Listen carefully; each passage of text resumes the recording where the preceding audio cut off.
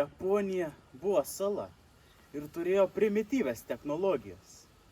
Akmuo, pagalys, pagalastas akmuo. Tada atėjo žmonės iš paties Azijos žemyno su geresnė technika Bronzo. ir su naujais ryžių auginimo metodais. Žmogus, kuriam priklausė didžiausi laukai, turėjo daugiausiai maisto, kurio visiems reikėjo. Kad tipo išgyventų. Ir tas žmogus viską valdė. Kaip karalius arba trumpas Amerikos imperatorius. Karalystės Ryžių karalystės. sklido po visą salą. Ir svarbiausia šių karalysčių Ryžių karalysčių. buvo Yamato. Tikriausiai gerai ištarė. Nors tai nežinosiu su tom ryžių karalystėm. Ir jos valdovas buvo labai svarbus. Dangaus išrinktasis Girdėta istorija. imperatorius. Imperatorius.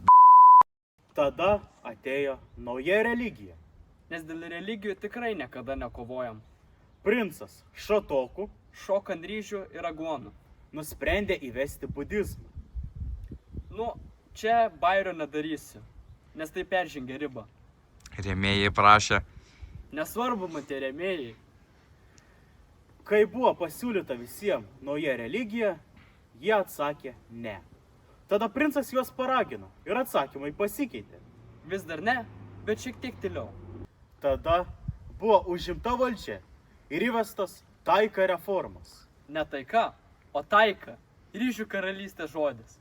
Pagal šias reformas valdžia stipriau kontroliavo šalį ir tapo panašesnė į kinų valdžią.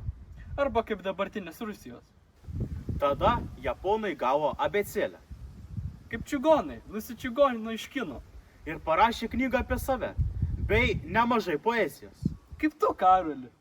Visą šį laiką, kai tik mirdavo imperatorius, su naujoju atsirasdavo ir nauja sostinė, iki kol nusprendė ją palaikyti vienoje vietoje – Kyoto. Nusibodo tą sostinę vis nešioti iš vietos į vietą. Vienas turtingas žmogelis vardu Kukai, Kukubankai. Kinijoje išmokęs naujos budizmo versijos, atgabeno ją atgal į Japoniją. Pertvarkė abėcėlę, šaly vėl vyravo poezija. Gyvenimas buvo geras, jeigu turėjai ryšių su valdžia. Taipogi girdėta istorija. Visi kiti samdė samurajus. Ne visi iš tikrųjų, tik tais tie, kurie įpirko. Samurajai tapo organizuoti ir galingi. Galingesni net už valdžią. Organizuota grupuotė, galingesnė už valdžią, negirdėta. Susidarė šogunatas. Imperatoriui dar leido būti, bet tik dėl grožio. Iš tikrųjų viską valdė šogunas. Mongolai užkariavo Kiniją. Japonai pasiruošė kautis. 2 kartus į Japoniją atkeliavo mongolai. Abu kartus su jais susidarojo uraganas. Geri orai toje ryžių žemėje. Kas ten, mongolai? Įkapy.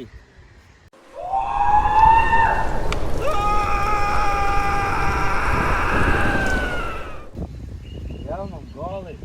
Eikitės, numė.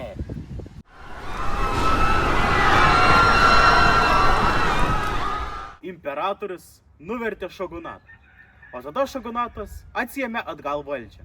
Imperatorius prasileido. Ir šogunatas perskėlė į Kijotą. Atkeliavo europiečiai, japonam pardavė ginklų. Šalis vėl susivienė, po to mirus valdovai vėl skilo pusiau. Ir vėl susivienė. Šalis ar lego statinys tenais? Nauja valdžios būstinė pasidaro Edo. Imperatorius dar tebėra ir vis dar nieko svarbaus nebesprendžia. Nauja valdžia uždaro šalį nuo prekybos. Šalyje viskas vis gerėjo, iki kol atėjo amerikiečiai. Ir visą laiką jie turi kažką sugadinti. Privertė Japoniją pasirašyti sutartį, pagal kurią amerikiečiai, britanai ir rusai galėjo laisvai prekiauti su Japonija. Kai kuriems tai nepatiko, todėl nuvertė šogunatą ir valdžią grąžino imperatorių. Jį perkelė į Edo, kurį pervadino į Tokiją. Japonija užkariavo Koreją ir atsirado prie Rusijos. O tie rusai ten kažkokį geležinkelį statė ir karių pridėjo. Bijodami Rusijos susidraugavo su Didžiąja Britanija. Atėjo pirmas pasaulinis. Japonija norėjo užkariauti porą salų, kurios priklausė Vokietijai. Tuo laiku Vokietija kovojo prieš Britus. Japonų draugelius. Todėl buvo tobula proga tas salas užkariauti. Atėjo antras pasaulinis.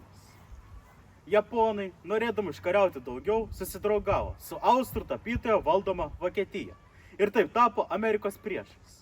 Baiginėjantis karui amerikonai prisimena, kad dar nepanaudojo senųjų bombų. Štai gražus Hirošimos miestas. Kas įdedas? Kodėl tu nuo tos saulės?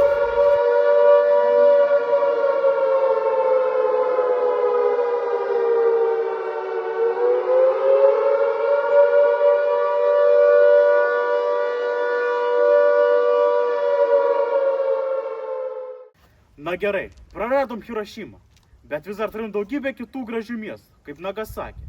Ir Japonija tikrai nesiruošia pasiduoti. Juk negali būti, jog amerikonai turi dar vieną tokią bombą, ar ne?